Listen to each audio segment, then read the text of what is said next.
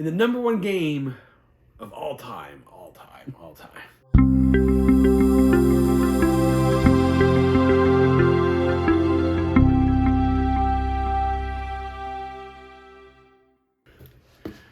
Welcome to Board Game Fellowship. My name is John. And I'm Chris. And today we are doing our first video. Our first official video of the channel. And we decided what other to do than our favorite top 10 games of all time. Because I feel like when people hear my top 10, they'll be like, I don't trust him. Because, I don't know. I like maybe some weird games. But I think some of them are okay. Okay. Even though I don't know exactly what your top 10 I know, is. There's some on here I wanted to surprise you with. Yeah. So, I'm sure we'll be surprised. Yeah, so we put together our top 10. We are going to have one honorable mention of something that did not get into our top 10. But yeah, is there anything else you want to say before we get started? No, I'm ready to hear some of your games. Because we played a lot of these together. Yes, but definitely. Some of these, I don't know. We'll see. We'll see what happens. Okay. I might punch you. Do you want to start? You want me to start? I'll start, yeah. Okay. So, my honorable mention is Catan Cities and Nights by Klaus Tuber. So I know, I feel like in the board game community, Catan has kind of gone like on this ride of like, everybody loved it, and now it's like, you like Catan, but I don't know, Catan, I say Catan, but yeah, whatever people say. I think it's just because it's a gateway game though, so it's kind of considered that introduction. It was for me, heavy board games. But I only learned Cities and Nights, and so when I played like the original Catan, I was like, wait, where's all the fun stuff? Because I feel like normal Catan's okay, but Cities and Nights added some cool elements that made me like it a lot, and it was kind of my introduction into the board game world. That's interesting. I didn't know that. Yeah, I mean into like bigger games. Yeah, I've got some on here that were before that, but yeah, Cities and Nights. Yeah, I do like Catan. I have a couple. I think the one I have is the Barbarians, and I have the Seafarers, but I haven't ever played it. Okay, because you have to it's a campaign game or something. Oh, okay. So, but I haven't played that one yet. Yeah, I do like that. They have the big 3D. It looks awesome, and I definitely would like to get that. Or maybe you guys can send it to us for us to play it on the channel. Just kidding.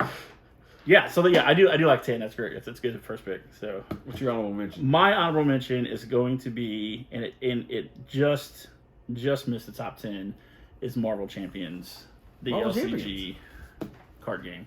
I don't know if I played that one. It is so much fun. Like it really feels like you are.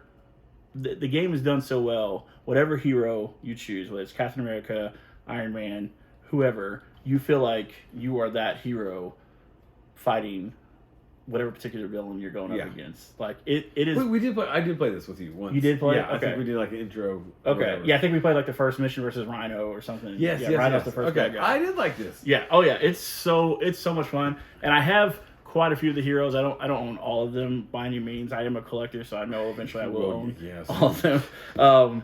But that is one I would definitely like to continue to play. I think I have all the expansions, so I have like all the storyline bad guys and villains that you can play, but I don't own all the heroes. But I just really enjoy that game. I do have another LCG on my list. Spoiler. So I mean, I know these are board game people watching this, but it's a living card game. Living card game, correct. So it's you buy a pack. Correct. It includes everything that you need for that. Correct. Everybody who buys that pack will always have the same cards. Yeah. It's not random. It's not like Magic where you're guessing what you're going to get, kind of thing. A TCG or a CCG. So. Correct. Yeah. But Marvel Champions, it's such a fun game. I played it mainly solo, but I just really enjoy that. And I think if I played it more, it might move into the top 10. But right now, it's just on the border. Okay. Number 10. It's due for sound. Okay, my number 10 is Eureka by Ravensburger Games. So you maybe not have ever played this. Or I don't think I've played this. So this is more a nostalgia game for me. So I grew up playing this game, but then now I bought it and my kids play it with me. And so what it is, there's like, it's almost like pressure luck type game. So there's a game board, there's a train coming, and you are like your gold prospectors, and so you're moving on the board, and there's little tiles that you flip over, and they have different amounts of gold on them. And so so you got to take your gold and get back to your house to store it, but like you don't want to necessarily go back too often because then you're losing time out on the board. So because the train's coming, if the train gets to the end, then the game's over.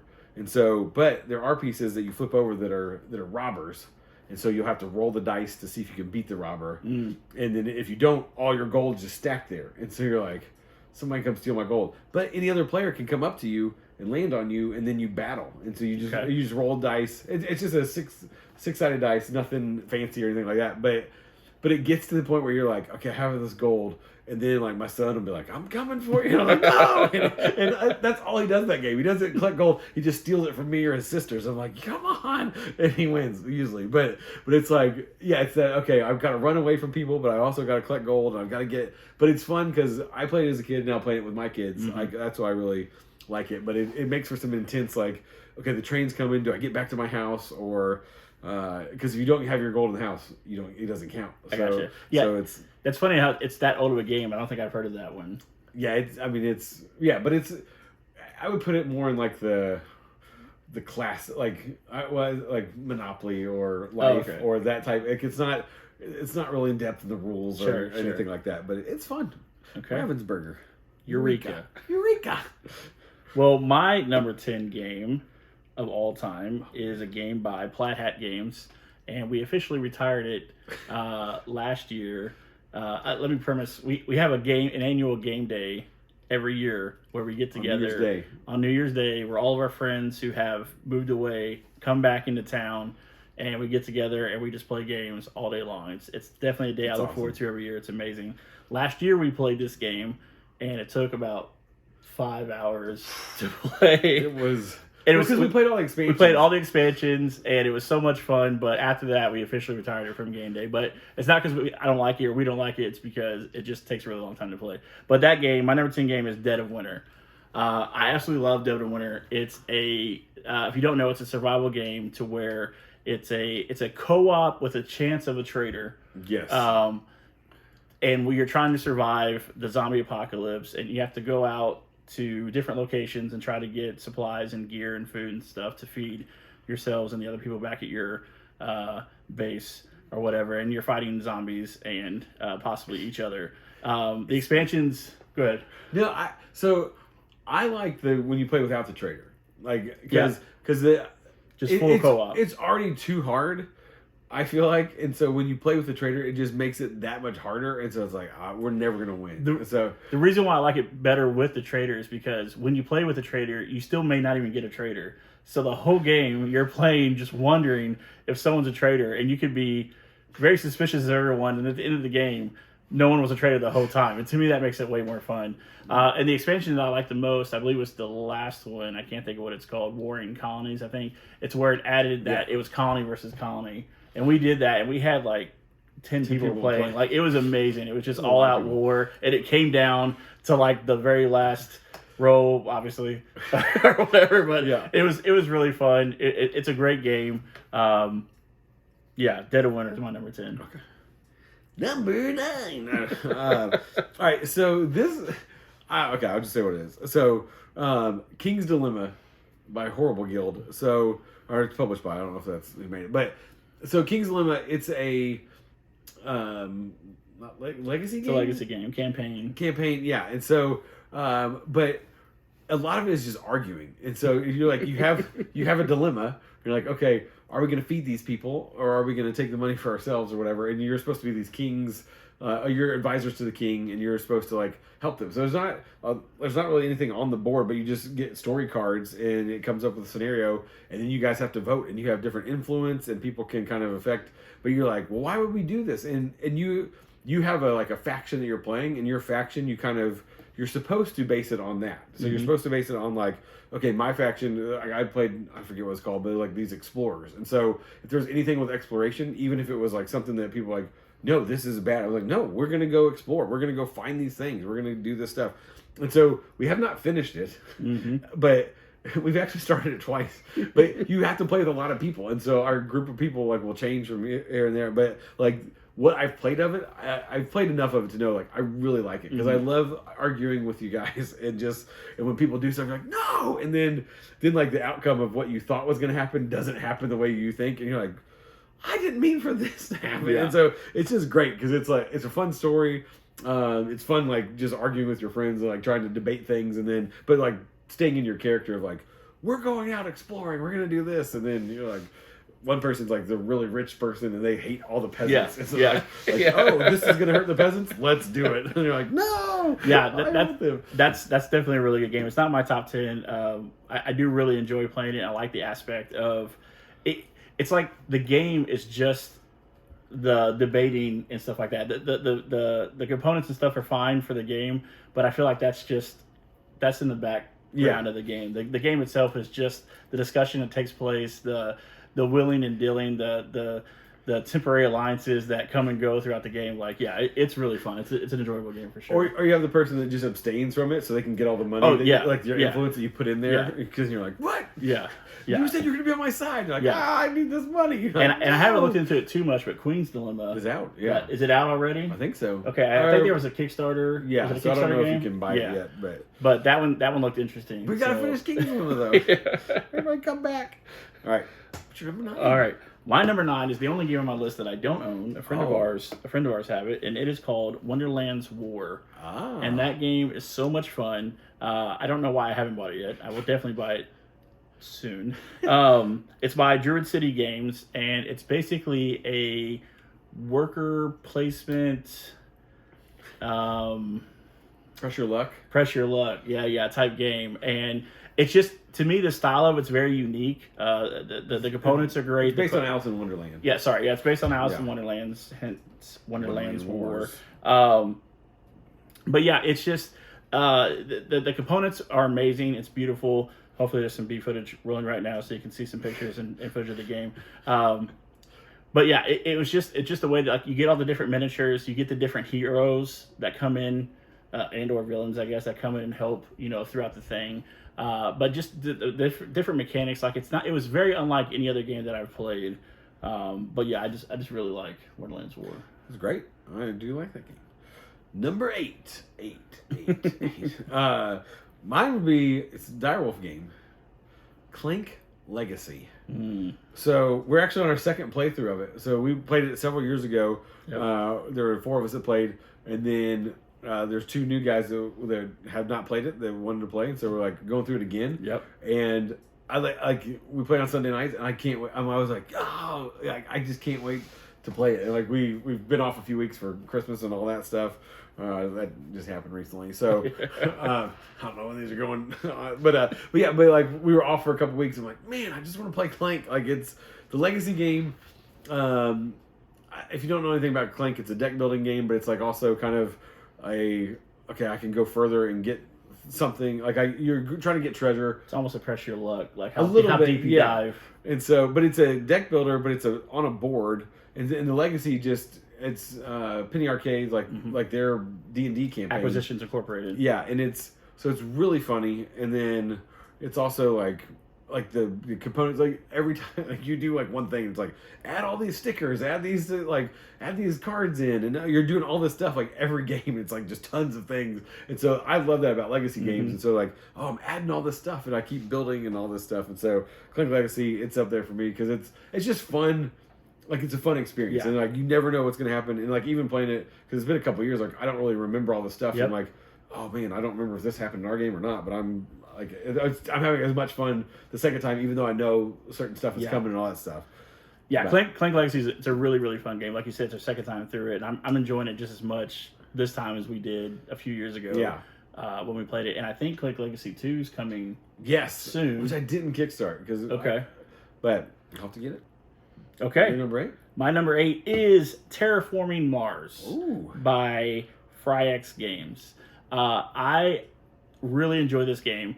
It's a engine building game that takes place on Mars that you are terraforming, and you are the components are really great in this game. If you like engine builders, it was between this and Wingspan, but Terraforming Mars just won this one out for me. Yeah. You're going out there and you're trying to increase the oxygen, increase the water supply, the heat. I think you're raising the heat on the planet.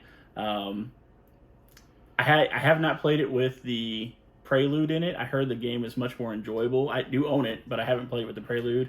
Another game you own that you haven't played. yes. Well, I played Terraforming Mars quite a few times, Yeah. but that one I played more on the digital than getting it actually out on the table. But yeah, I really enjoy it. The game, just the engine building alone. The components, you're a corporation, you're going against other corporations. Because I played it once, and I remember really liking it. I actually wrote it on my list, and then I like crossed it out because I'm like I just remember really enjoying it, but I don't know. I don't remember what. It's been a while since it's been a while since I played it, so I'm like, Yeah. oh man, I just remember really liking that game, but I only played it once. Number seven.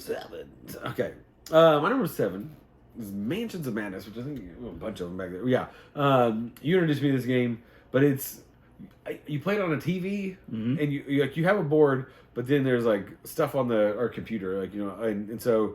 It's the TV back over there. Like we play on that, and so, but you click on certain things, and then like go read the story and stuff. But it's based in like the Arkham worlds of Cthulhu, like all the, like everybody's going crazy, and so, but there's so many different scenarios and different characters you can play, and they each have like unique abilities and all that.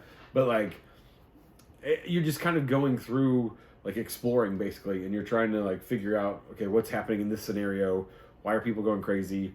And are you trying to stop something from happening? Like some take place on a train, some in a boat dock, some other dimension. Like there's just so many mansion. I forgot about the mansion. Yeah, so there's all these different scenarios and stuff, and then like crazy characters, like things are happening and all this stuff, and so you're slowly going mad. Yeah. And so then when you go mad, even more crazy things happen, and so you just never know what's going to happen in the game. Like that's why I like it, because it's like, oh, there's a mystery, we're exploring, we're doing these things, and then all of a sudden like, oh, this is happening, and so we've got to stop this from happening, or this is going to happen. Like one thing scenario, everything started burning, and so we're like, we've got to get out of the house before it burns down, and but we're like, but we didn't get this object we're supposed to have, and so it's fun. It's a lot of fun. It's always like we don't know what's happening, we got to figure it out and get out and all that stuff. Yeah, I love Arkham games. Have we ever won? Yeah. Okay. Yeah. I don't, we've lost more than we've won. Yeah, it's a difficult game, but and that's what I love about Arkham games. I love the H.P. Lovecraft things based on the H.P. Lovecraft story, just because of how difficult they are, whether they're co-op or competitive. This one might be higher on my list, so I'll go more into it when I get to it. But yeah, that Mansions of Madness is a fantastic game. Second edition. Oh. Haven't played first edition. What was your number 7? My number 7 is Nemesis by Awakened Realms. Nemesis is a fantastic game. I've only gotten to play it a handful of times, but it's a survival game. It's basically Aliens, the board game, to where you are on a stranded spacecraft and you don't know where you're headed. And it's another one of these ones where it's a possible traitor. I don't remember. I think there's a way you can play it to where there is no traitor. Like it's just like Dead of Winter. Like maybe there's a traitor, maybe there's not. But so you're suspicious the whole time. But there's aliens that are coming after you, so you have to be quiet, so that way you don't let them know where you're located. And it's pretty tough to fight the aliens. It's a very hard game. I don't think I've won. I think I've died every time. The ship has always exploded every time I've played. You're just a bad pilot. Or a bad board game or whatever. But it's so much fun. It's dark and gritty, and I just really love. And you'll notice the more channels and videos that we do on this channel. But I love difficult games. I like games to where, whether it's the competitive part or just against the game, I love games that are difficult to win. Yeah. And Nemesis is definitely one of those. Which I don't know why, because I don't like losing. I'm like, I lose so much, it's just normal to me now. So when I win, it's like, I think I joined you for like half of that game because I was late to that game that night. Sorry. Yeah. So. Yeah. Right. We'll have to get that on the table again soon. Number 6. All right, my number 6. This is a party game. Party. Just One. Ooh, Just One. By that's published by Repos Productions. So I like party games like where like a lot of people could join in, and they're like that are easy to explain. And so this one is like it's just one. You get you get a card, but it's a co-op game. It's a co-op party game, which is fun. So you get a card, and on the list there's like 5 or 6 words, and you just say a number, and so everybody sees your word. So the word might be chocolate, and so then everybody that's playing writes down just one word to try to get you to guess the word chocolate. But here's the catch: if you write down something that somebody else has, those words go away. So everybody compares words before the guesser gets to see it, and they're like, "Oh, okay, you wrote down sweet, you wrote down brown, so that's out." And so you might just get like words that you're like, "I don't know what rapper." Yeah, like, you might get one word to guess chocolate. Yeah, and so but there's a penalty if you guess wrong. So and you get just one guess, and so if you guess wrong, then it goes. You lose 2 cards. 2 cards. So I think you start with a pile of 13, and you're trying to get as many of those as you can. And so you get a guess, and you can pass if you're like, I just don't know, I can't get it from these clues. And so... And if you pass, you just lose the 1. You just lose 1 instead of 2. Have you ever gotten all 13? No. I haven't either. So I think we've got 11 is maybe the highest that I've gotten. But it's a fun game, easy to explain, and just... tons of fun to play. Like, it's definitely a fun party game. Anybody can play it. It's really simple, but that's a really good game. I like it. Okay, my number 6, I just learned this week, recently at our game day. It is Crokinole. Crokinole! And I instantly fell in love with it. One of the guys in our game group had gotten it recently and brought it. And I'm not a big fan of dexterity games, so when he was first telling me about it, I'd seen videos and pictures and stuff about it before, but I didn't really dig into it too much because it's a dexterity game. But the moment I sat down and started playing and I started flicking those discs, I was instantly hooked. Like it was so much fun. It's a very simple scoring game. You can play 1v1, 2v2, or teams of 4, or individual 4. But yeah, literally the next day, my wife ordered me a copy, and it's going to be here in 2 weeks, and it's going to take too long. But Crokinole, great game. Chris didn't get to play it. I didn't play it. Yeah, I watched people play it, and it looked fun, but I didn't sit down and play it. It was my most played game of game day this year, and I'm hooked. Like, I can't wait to play it again. Like, it's such a fun game. If you haven't had a chance to play it yet, definitely play it. It is a little bit more on the expensive side, but yeah, it's a really fun game. Yeah, Crokinole. All right. Top 5. All right, number 5. For me, this is our first crossover game.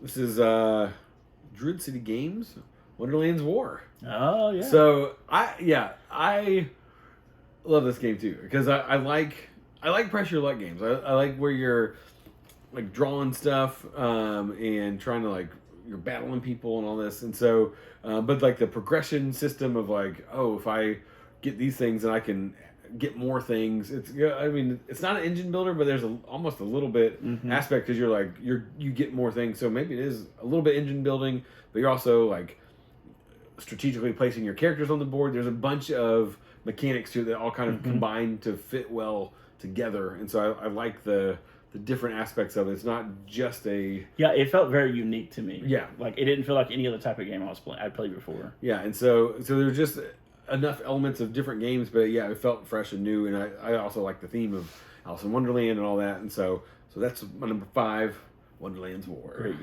Great game. My number 5 is Arkham Horror LCG. Oh, boy. I love Arkham Horror and everything about Arkham. I love how difficult it is. I've played through multiple campaigns, not full campaigns, but within each expansion. Done the prologue many times, either by myself or with different groups of people. I got to play. I played the prologue, and that's I like it. It's difficult. The story's great. I love the deck building part of it, to where you can just so many cards, especially if you own a lot of the different sets that you can combine and build. It's so much fun. I always bring in like miniatures and stuff. I always have to go extra in all my games. So instead of it just being, the little cardboard or card for showing the bad guy, I actually have a miniature representing, each bad guy and our characters and stuff like that. So when you're traveling around the map, you actually see your characters. To me, it just brings a little bit more to it. And then I have updated components for the game for like all your clue tokens and damage and things like that. But it's just such a really, really good survival horror card game. I definitely like to play some more of it. I agree. I do like that game. I think I just played the prologue and stuff. And like after the prologue, when it opens up and you get to add a bunch of cards to your deck, it was overwhelming because like there's so much stuff to it, and so you kind of have to like sit down and dive into it. But It's really cool. It was a lot of fun, and so I did enjoy that game as well. Number 4.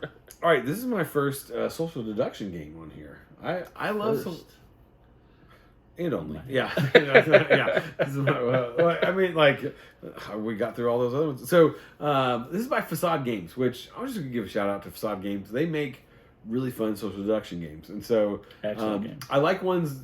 Because Mafia is always the one I think of, like when social deduction, like it's like the first one you play with the little cards or whatever, but like people get eliminated, so you're like, oh, these people are out of the game, and so this one, they started making games that like nobody gets eliminated, and I like that. So you're still social deduction. So this is Deadwood 1876.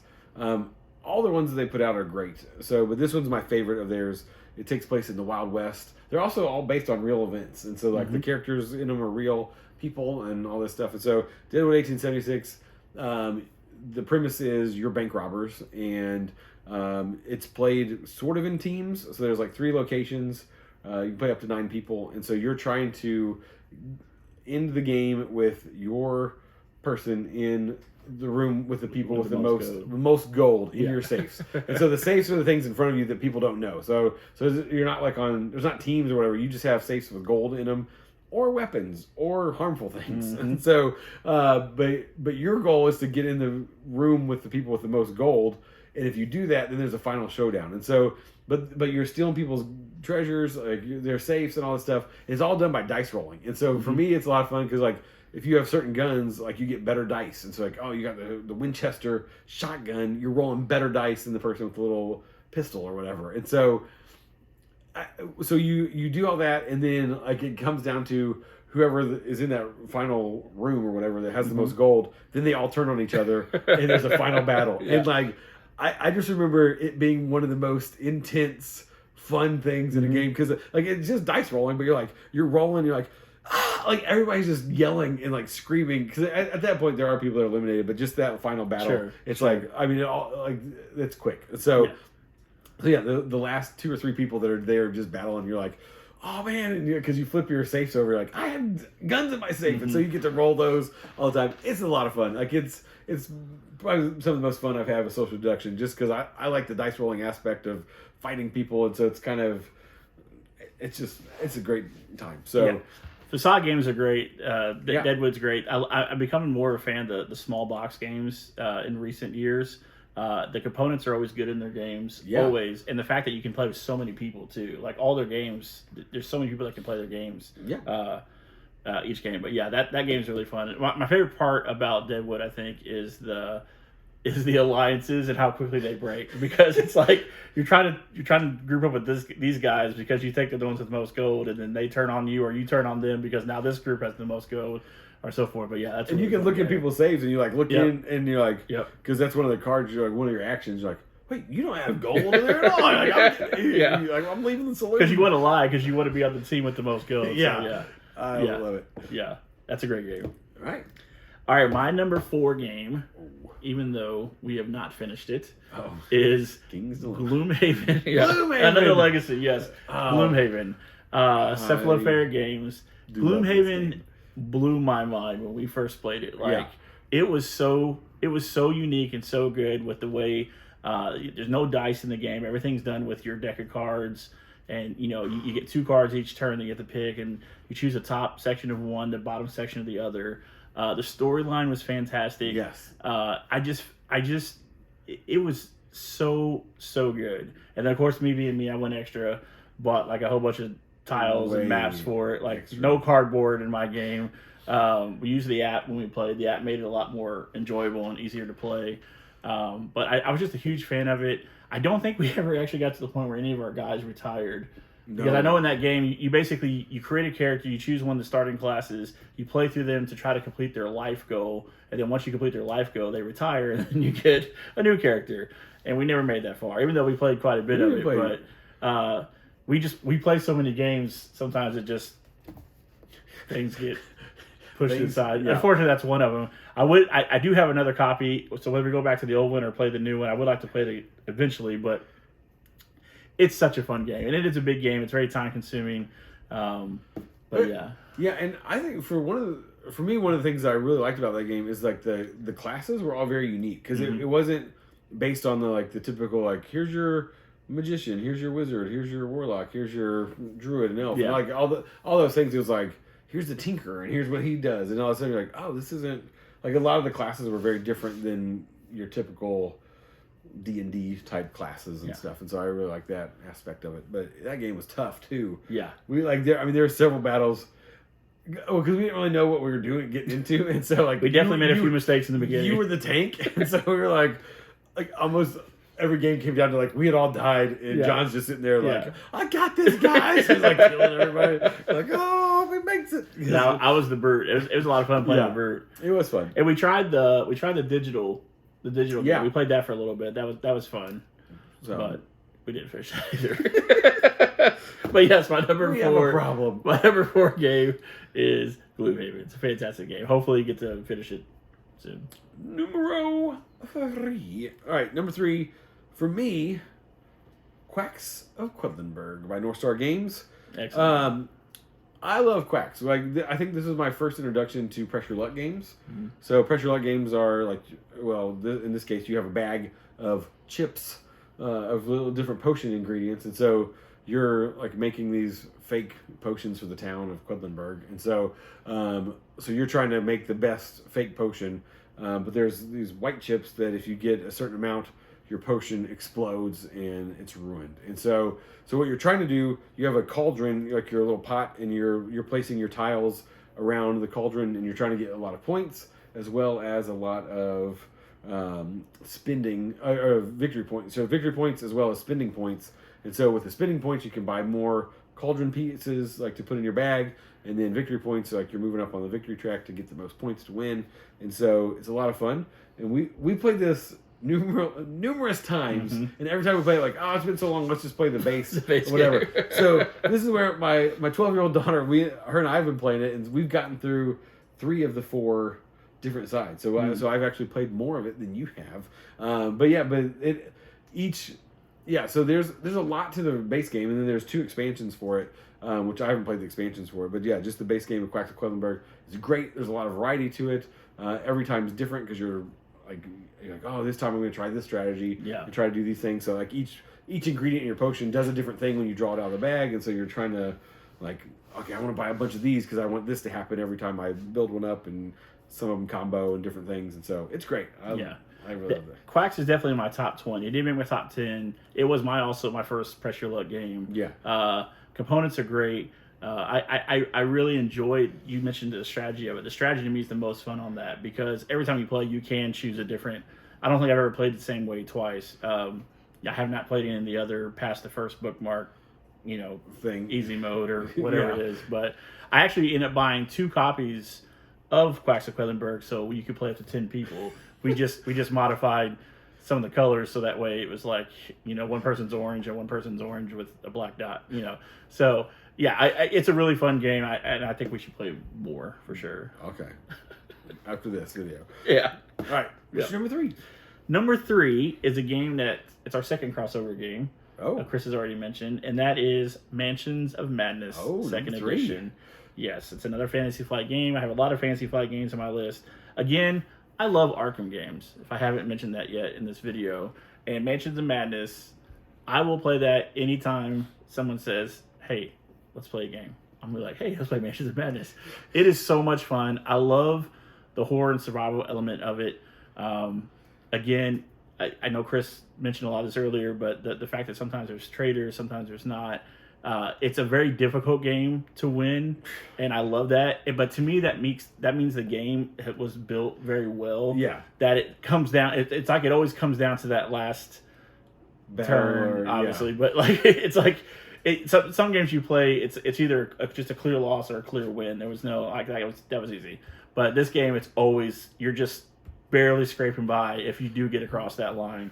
But yeah, it's just such a fun game, and I love the fact that the app does so much for you. Yeah, it makes the game very simple, and even though it's a large scale game, it makes it seem not as big because the app is very user friendly.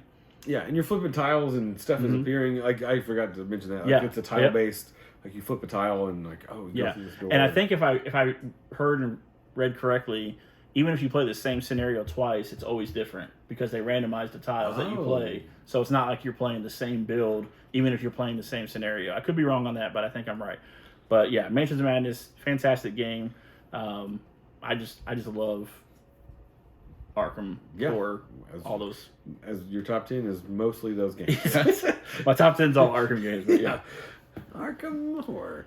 All right, moving on. Top 2, right here, number 2. This is by Ivy Studios, which I think they did some other stuff before, like they did some design things or graphics and stuff. Their games are beautiful. Their components are top notch. And this was their first game, Moonrakers. And so I remember, I don't even know how I found out about this because I kickstarted. So Facade, I kickstarted those games, and then Moonrakers.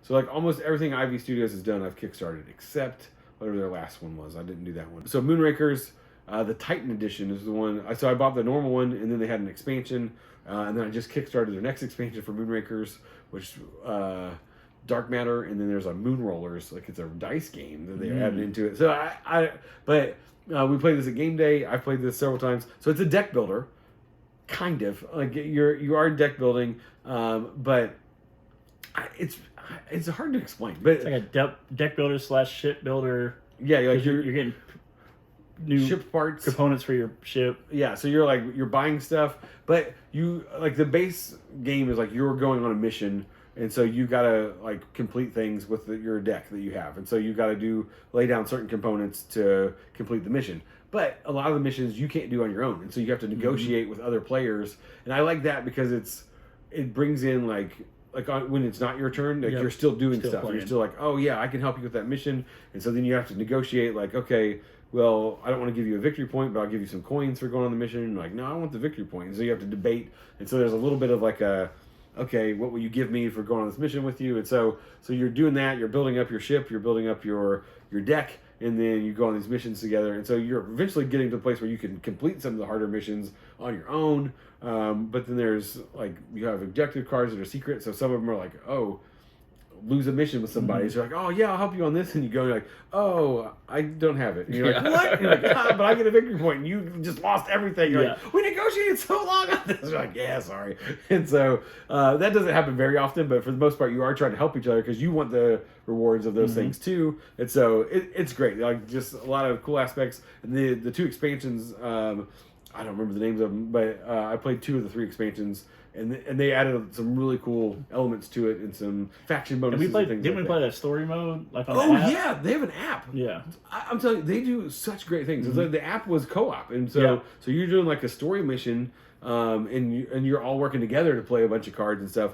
Yeah, I forgot about the app. Yeah. It's great. So yeah, Ivy Studios so far has not missed in my opinion, but yeah, it's a really enjoyable game. I like it. Yeah, Moonraker's great. Yep. Number 2. My number 2 is Dune Imperium by Direwolf Games. I love worker placement games, and a good friend of ours introduced this to me a couple years back. Yeah, and I fell in love with it right away. It's based obviously in the Doom universe, and that's fine and all, but it's the game itself, the mechanics of the game. It's unlike other worker placement games because you don't have just a set of workers and you're going to locations and collecting wood and things like that and doing it that. It's like you're going through a story while you're playing. You're having to increase your standing with all these different factions. There's a battle, there's a conflict every round that you play. So while you're trying to do all these things and collect spice and collect Solari, which is the money in the game, and all these different things, you're also trying to win a battle each round and gain. So you're trying to increase your reputation within each faction. I got the 2 new expansions recently. That adds so much more to the game. It's just really, really good. If you like worker placement games, Dune Imperium, it's a really, really fun game. Yeah, I've played it I think once, and I have enjoyed it. I won't play more of it, but you won't ever let me play it. So no. All right, can't let you. In the number 1 game of all time. Mine also by Direwolf. So your number 2 is Direwolf game. Mine number 1 is Direwolf. It is, of course, Clank Catacombs. I had to look at it because I always want to say Clank Expeditions because they put out some expansions for Clank that were called Expeditions, and so I've always called Catacombs Expeditions. So Clank is by far, like, all versions of Clank I love, because it took a board game and it added a deck building element, and then it added a pressure luck element. And so it's kind of like Wonderland Wars, where it takes all these different components of other games and just meshes them so perfectly. And so in Clank Catacombs, what it did, so the regular Clank is great because you've got the board, you can see where you're going. I'm gonna go get this treasure from the dragon. So there's always different strategies. Like you can build up your fight, and you can fight people and do all this stuff. But you have to get shoes to get down. Like you have to have movement to get down into the depths, get your treasure, get out before everybody else. But the further you go down, the more treasure you're going to get. And so it's better to go further, but then somebody might get something real quick and jump out and all that stuff.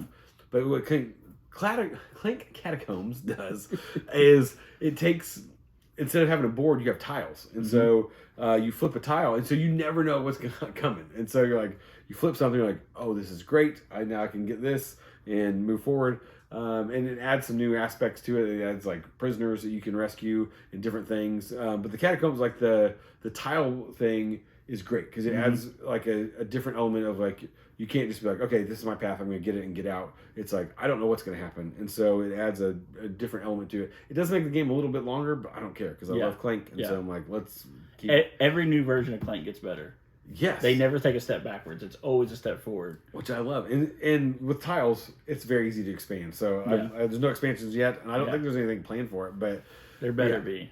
Yeah, but Clank, I mean, there's Clank, then Clank in Space was great, and then the Clank Expeditions, like expansions and all that stuff. But yeah, this one, Catacombs, my favorite game.